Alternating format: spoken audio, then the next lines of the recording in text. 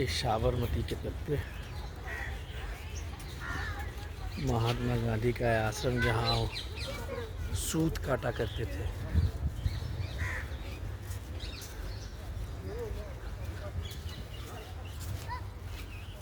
लोगों की अपनी मान्यताएं हैं।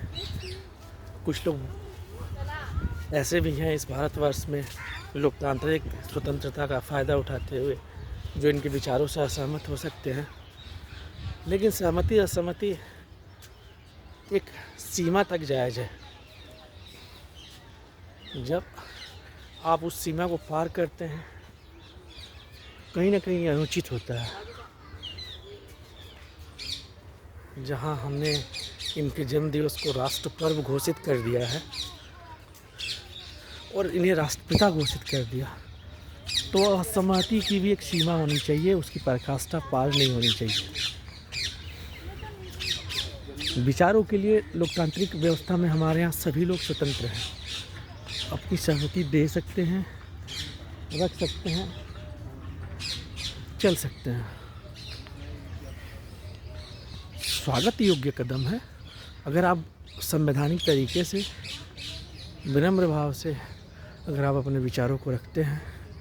लेकिन आपके विचार राष्ट्र की मर्यादा के विपरीत हैं, भारतवर्ष की गरिमा को तार तार कर रहे हैं, तो कतई उचित नहीं है कि आपकी बातें जो हैं प्रशंसनीय हो और ऐसी बातों का समर्थन किया जाए। कतई उचित नहीं है। और समर्थन की तो बात छोड़िए, उसका विरोध भी होना चाहिए। लोकतांत्रिक देश में रहने का मतलब ये कतई नहीं होता कि आप स्वतंत्र हैं, कुछ भी बोल ले। नहीं, जहाँ बात राष्ट्र की हो, जहाँ बात राष्ट्र की सुरक्षा और अखंडता की हो, जहाँ बात राष्ट्र के स्वाभिमान की हो, वहाँ आप नहीं बोल सकते। अहिंसा के सबसे बड़े गुरु हमारे महात्मा गांधी हैं। इन्हें माना है अंतर्राष्ट्रीय जो बहुत बड़े शांति के समर्थक नेल्सन मंडेला बोले जाते हैं, सबने माना है। तो ये जो है हकीकत है। गांधी जी ने जगत को सदा एक नया दर्शन दिया। उन्होंने हमेशा कोशिश की कि मनुष्य का गौरव, राजा हो या प्रजा, चाहे किसी भी रंग या रूप का हो, वह राष्ट्र के प्रति समर्पित हो और उसकी राष्ट्र में उतनी ही इज्जत हो जितने एक राजा की हो और एक गरीब की है। चाहे हरि का जन्म हो, चाहे वो क्षत्रिय कुल या ब्राह्मण कुल का वर्ण हो।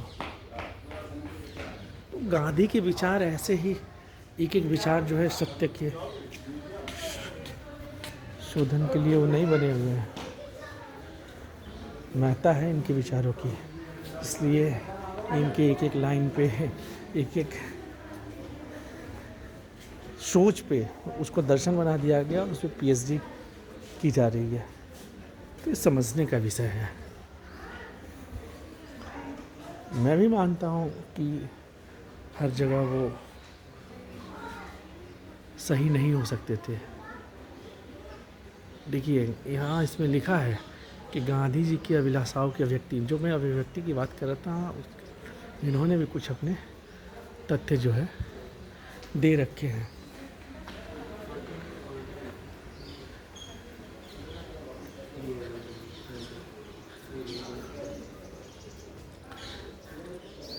लेकिन सहमति असहमति, जब विचार स्वतंत्र रूप से खुल करके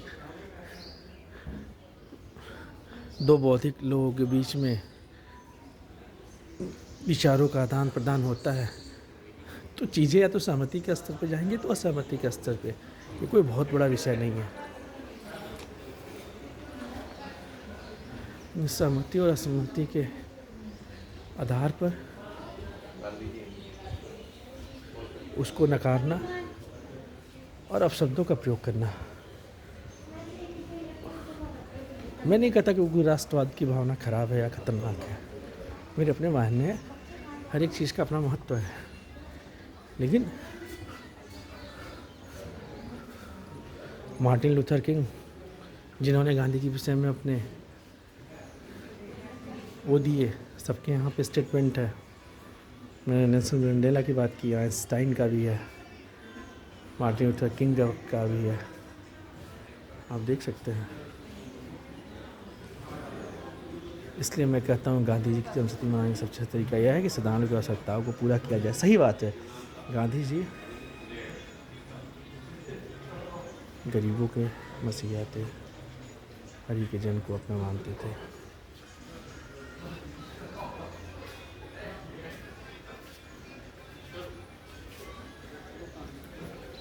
देखिए, शोध का विषय है, आने वाली पीढ़ियाँ शायद विश्वास भी न करे कि ऐसा मनुष्य कभी धरती पर जन्म लिया था।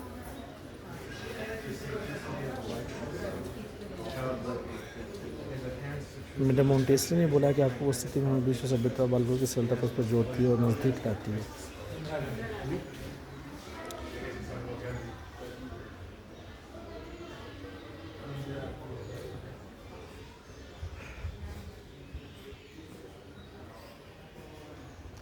बापू को समझिए, बापू को समझिए, बापू को विचारों को समझिए, मनन कीजिए और समय निकले तो इनकी पुस्तकों को पढ़िए।